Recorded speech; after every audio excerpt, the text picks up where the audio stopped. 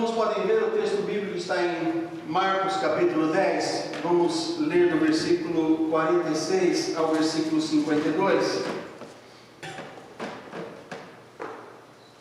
Quando Jesus chegou a Jericó.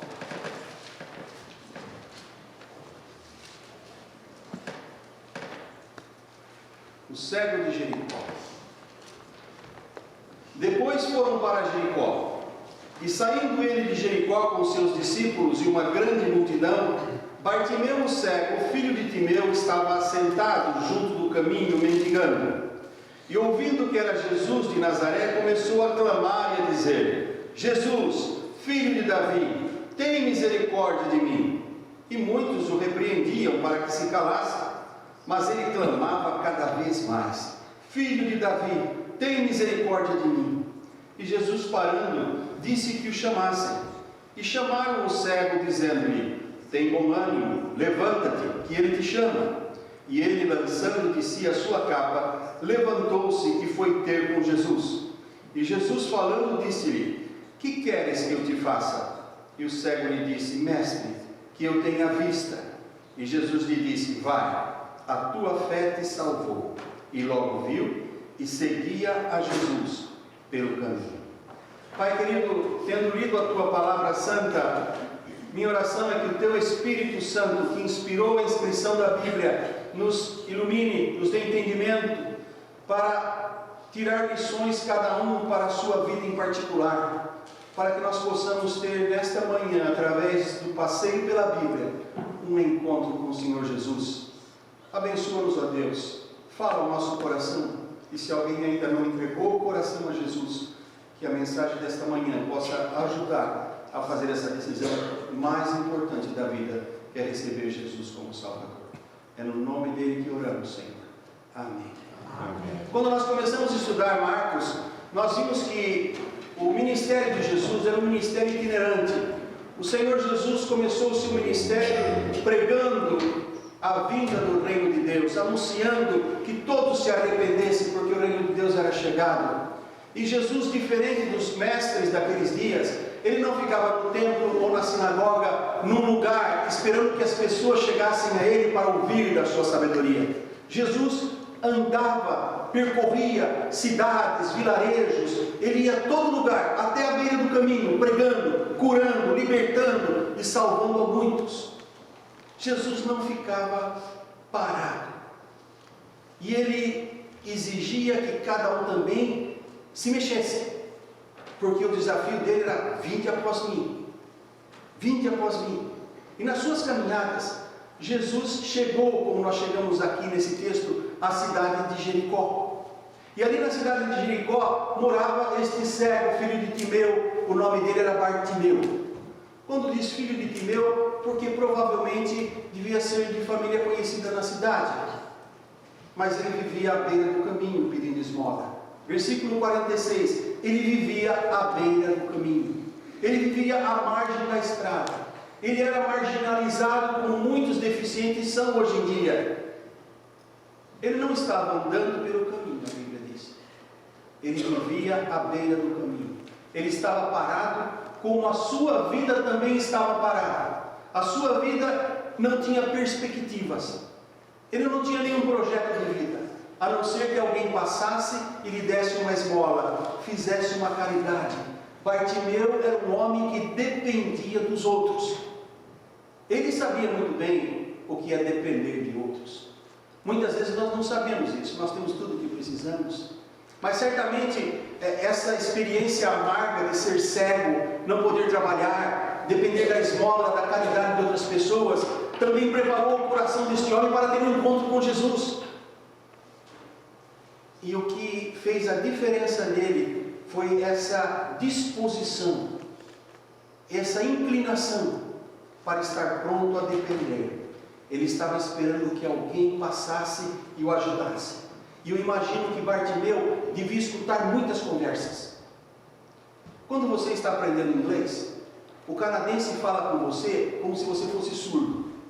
Em vez de ele repetir, ele fala cada vez mais alto. Não é assim? Não porque você não escute, mas você não está entendendo e ele perceber que tem que explicar mais simples, ele levanta a voz. Quando a gente está perto de um cego, às vezes a gente se esquece que o ouvido dele funciona. E a gente fica conversando coisas como se ele não estivesse ali, porque ele é cego. Eu trabalhei na Bosch no Brasil e tinha vários cegos já naquele tempo que trabalhavam. E eu lembro que às vezes a gente estava num lugar e ficava conversando e esquecia que o cego ouvia. E eu ficava rindo dos meus amigos porque eles falavam coisas e depois o cego entrava na conversa. Eu imagino que esse homem parado à beira do caminho devia ter ouvido muitas conversas. Mas nesse dia ele ouvia uma diferente. Ele ouvia que uma multidão passava. E algo diferente de tudo. Alguém lhe disse que aquela multidão seguia Jesus. Uma conversa diferente que chamou a sua atenção. Ele podia ser cego, mas ele ouvia muito bem. Ele ouvia muito bem. Dizem que os cegos, por serem cegos, desenvolvem melhor os outros sentidos, ou pelo menos aprendem a usá-los melhor que as outras pessoas. E aqui há um ditado que diz que cego é aquele que não quer ver. Não é isso? A gente não fala isso? Mas no sentido espiritual, podemos dizer também que cego é aquele que também não quer ouvir. Porque há muitas pessoas que são cegas espirituais, mas também são surdas. Ainda não enxergam a verdade, mas também não querem ouvi-la. Se recusam a ouvir sobre Jesus. Esta semana eu precisei ir ao Dollarama. O Dollarama tem muita coisa boa, não estou fazendo propaganda, mas tem, né? E eu fui lá comprar umas coisinhas que eu precisava. E eu passando num lugar que tem cadernos e livros, eu vi umas bíblias pequeninas, muito bonitinhas, por R$ 1,25. Aí eu falei para o rapaz que estava perto, você sabe se essa Bíblia é a Bíblia completa, porque é muito barato, não é? Ou se é só o Novo Testamento. Estava embalado, eu não podia abrir. Olha, não pode abrir. Eu falei, mas você sabe? Eu não sei porque eu nunca abri uma Bíblia. Eu nunca li uma Bíblia. E quando eu fui puxar a conversa com ele, o outro chamou e ele já foi embora. E eu fiquei pensando, quanta gente, morando num país como o Canadá, nunca tiveram uma Bíblia na mão. Nunca lhe falaram de Cristo. Ou se falaram, talvez não quis ouvir. Isso nos faz pensar a importância de proclamarmos o Evangelho, como diz Romanos 10,14. Como ouvirão se não houver quem pregue? Infelizmente o homem saiu, eu não tive nem chance de falar alguma coisa a mais para ele. Todavia, no caso de Bartimeu foi diferente. Quando Bartimeu ouviu que era Jesus que passava, ele começou a clamar. Veja o que diz o versículo 47. Ele começou a dizer: Jesus, filho de Davi, tem misericórdia de mim. Jesus, filho de Davi, tem misericórdia de mim. Ele era cego, mas ele podia ouvir e ele podia falar. Ele não estava impedido de falar. E na verdade, ele não só pediu, ele começou a gritar: Jesus, filho de Davi, tem misericórdia de mim. Jesus, filho de Davi, tem misericórdia de mim. Jesus, filho de Davi, tem misericórdia de mim. E o interessante é que as pessoas pediram que ele se calasse. Aliás, repreenderam-o para que ele se calasse. O clamor desse cego me fez pensar uma coisa. É importante que o nosso clamor seja dirigida à pessoa que pode atender. Não adianta você se queixar ou reclamar para quem não pode fazer nada para você. Ele clamou por Jesus. E quando nós queremos clamar que Deus nos atenda, Jesus diz: eu sou o caminho, ninguém vem ao Pai senão por mim. Tudo quanto pedires ao Pai em meu nome, Ele o fará. Não adianta clamar a outra pessoa. Ali estavam os santos apóstolos. São João, então, São Pedro, Santo André, e pode ir nomeando. Tinha 11, vamos tirar o Judas de lado. Mas ele não clamou a nenhum desses, ele clamou a Jesus. Se você vai ao médico, você quer ver enfermeiro ou quer ver o médico? Você vai ao médico. E ele clamou a Jesus. Bartimeu não queria nenhum deles, ele queria Jesus. Isso é que fez toda a diferença. Você que me ouve, eu não sei como você ora, Deus sabe. Mas se você quer que sua oração seja atendida, este livro, a Bíblia, só garante resposta às orações feitas no nome do Filho de Deus. Qualquer outra que você fizer, não há garantia na Bíblia que será atendida. A Bíblia diz que tudo quanto pedimos ao Pai em nome do Filho, Ele fará. Não tem mais ninguém. Por isso, Bartimeu mostrou que ele tinha fé em Jesus. Versículo 47. Jesus era considerado filho de José, o carpinteiro. Mas Bartimeu dizia: Jesus, filho de Davi. Por quê? Porque as profecias do Velho Testamento diziam que o Messias viria da raiz e da casa de Davi, o rei de Israel. Então ele cria na profecia, ele cria que aquele ali era o Messias, e porque ele cria, ele clamou a Jesus, e ele clamou por misericórdia. Como são as nossas orações? Procuramos fazer como naquela mensagem que eu preguei no passado, aqui no outro domingo, sobre aquele fariseu que, no domingo anterior, que ele apresentava a folha de serviço dele para Deus. Ó Senhor, eu te dou graça porque eu não sou igual fulano, não sou igual ciclano, não sou... Ele era o melhor de todos. Eu quero convencer a Deus pela minha folha de serviço, pelas minhas boas obras, pelas minhas qualidades. Não funciona. Eu determino para Deus, como muitos dizem: Senhor, eu determino. Senhor, está na tua palavra, eu exijo. Tem gente que faz isso. Passa a ser o chefe e Deus o office boy, o empregado. Não funciona. Nós estamos vendo nesse texto como funciona. É vir a Deus com humildade. Salmo 51, 17. Um coração quebrantado e contrito não desprezará, ó Deus. E esse homem veio a Jesus pedindo misericórdia. Tem misericórdia de mim. Tem compaixão de mim. Interessante que muitos o repreendiam para que se calasse, diz o versículo 48. E se você vem a Jesus, se você quer andar com Jesus, você vai encontrar também. Pode ser com uma hostilidade ou de uma forma mais suave, mas você vai encontrar pessoas que não concordarão com a sua escolha, seja na família, seja na escola, seja no trabalho, seja entre amigos. Ele era um cego, ele dependia da caridade do povo, e o povo mandou que ele se calasse, e ele podia pensar: é melhor eu me calar, senão meu dinheirinho não vem mais.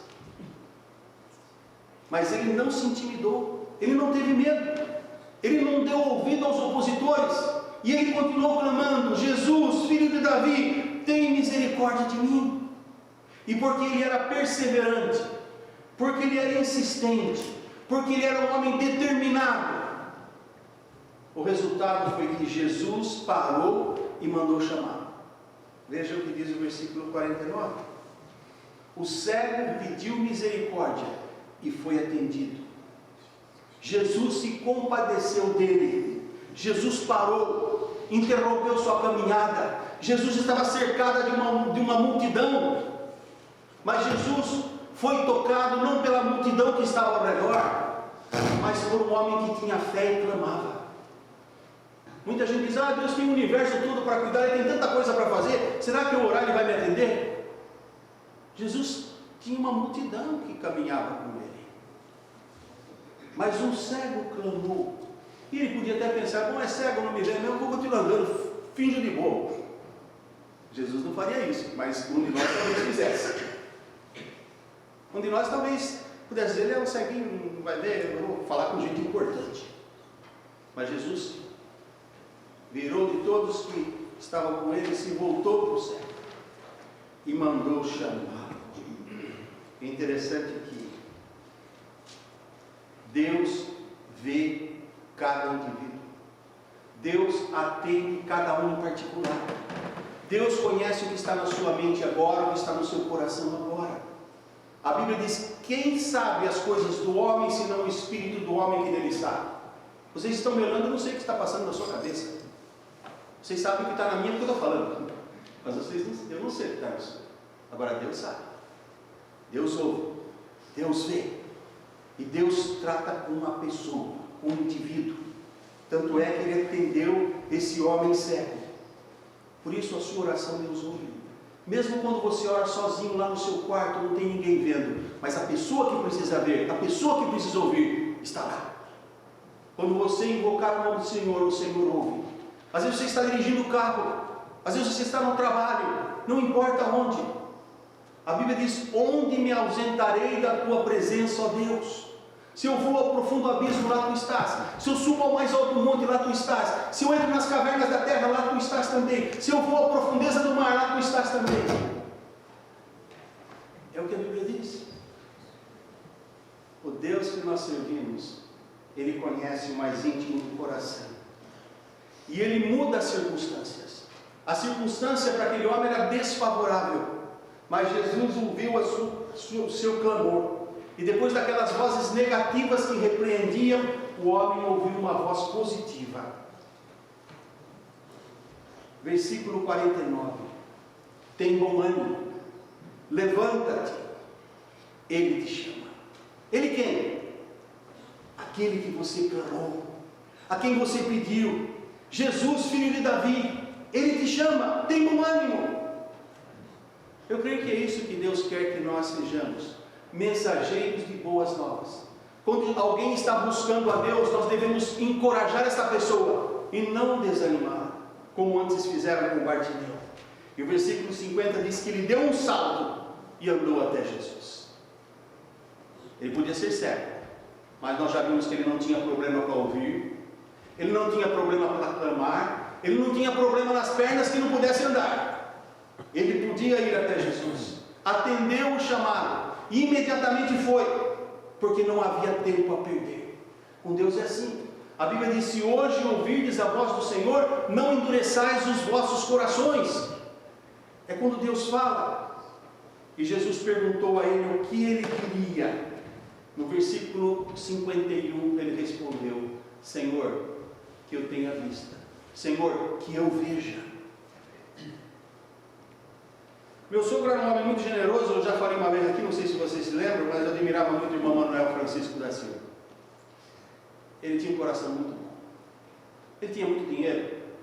E quando você tem muito dinheiro, não falta pessoa que vem pedir uma oferta, uma ajuda, um empréstimo. E eu lembro que na igreja, às vezes chegavam pessoas e pediam: seu Manuel, estou passando por uma dificuldade, vamos poder me emprestar o dinheiro? Ele dizia assim: não, emprestar não empresta, irmão, eu dou. Mas por que eu pago? Não, irmão, eu já vi muita gente que depois passar do outro lado da rua para não ter que me pagar. Então eu não quero que o irmão tenha constrangimento. Se o irmão puder pagar, paga, mas desde já receba como uma oferta. E às vezes a pessoa recebia pouco, e ele batia no meu ombro e falava: pastor, pediu pouco, ganhou pouco. Com Deus é assim também. Ele podia pedir uma esmola para Jesus. Ele podia pedir uma bengala: Senhor, aquela minha já está ruim.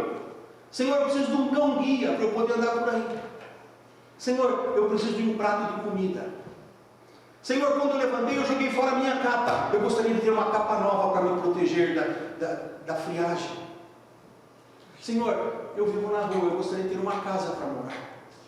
Quanta coisa que ele podia pedir a Jesus. Mas ele não queria mais ser dependente dos outros. Ele queria viver a vida. E o que ele pediu? Vista. Que eu tenha a visão. Nós podemos pedir a Deus muitas coisas, mas a coisa mais importante que podemos pedir a Deus é a visão das coisas de Deus. Visão espiritual, que Ele abra os nossos olhos. Ninguém veio para esse mundo por acaso. Nós estamos aqui porque um dia Deus disse: haja vida e houve vida. Mas a Bíblia diz também que o nosso corpo voltará ao pó, e o nosso espírito a Deus que o deu. Então nós precisamos saber o que eu estou fazendo aqui, Senhor. Qual o seu plano para a minha vida? O que o Senhor tem para mim, Senhor? E isso só sabemos quando temos a visão das coisas de Deus.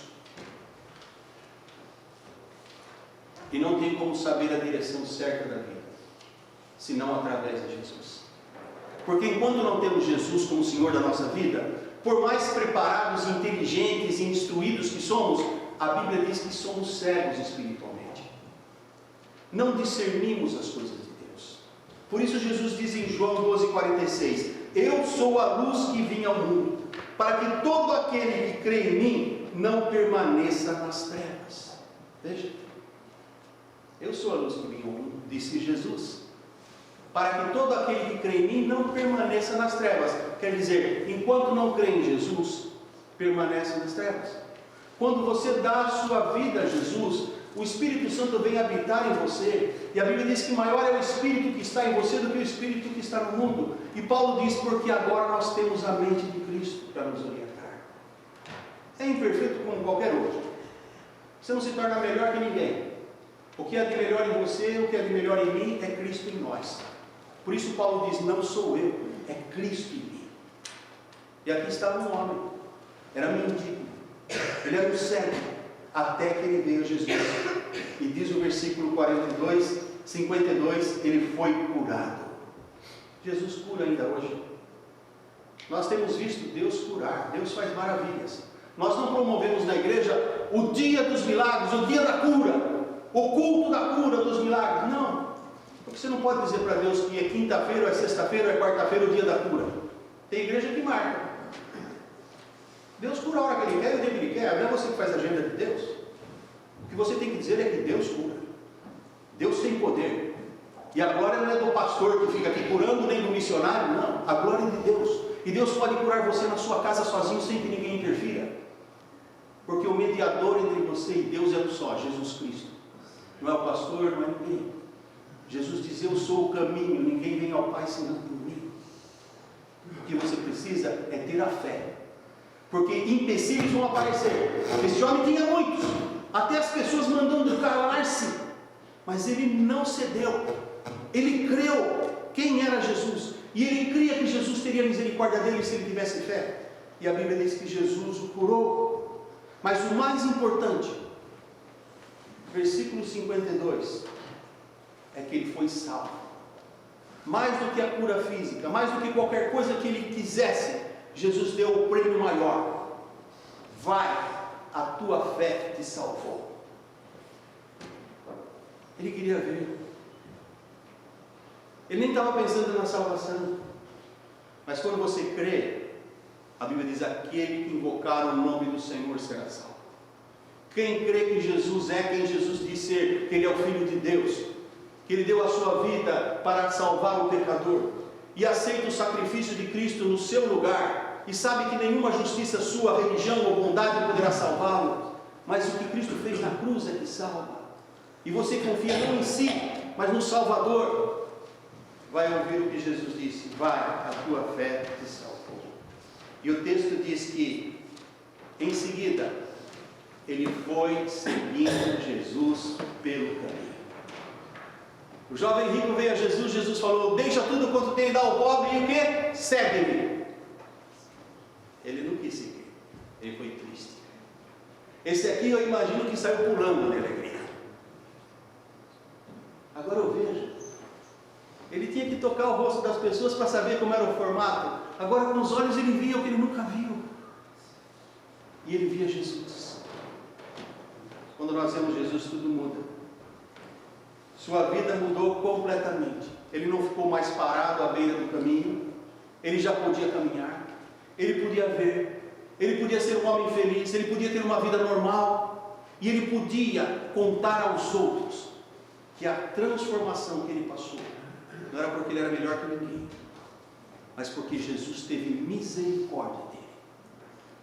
Ele não disse, ó Senhor, veja que eu sou um ceguinho, nunca fiz mal para ninguém, eu sou um infeliz, Senhor, eu sou uma pessoa que mereço, Senhor, afinal de contas nem enxergar eu enxergo, eu nunca pude fazer mal para nenhuma pessoa. Não, ele nada se justificou com quem merecia, ele pedia misericórdia. Quando a gente pede misericórdia, é porque a gente sabe que está em transgressão e precisa que o outro tenha compaixão.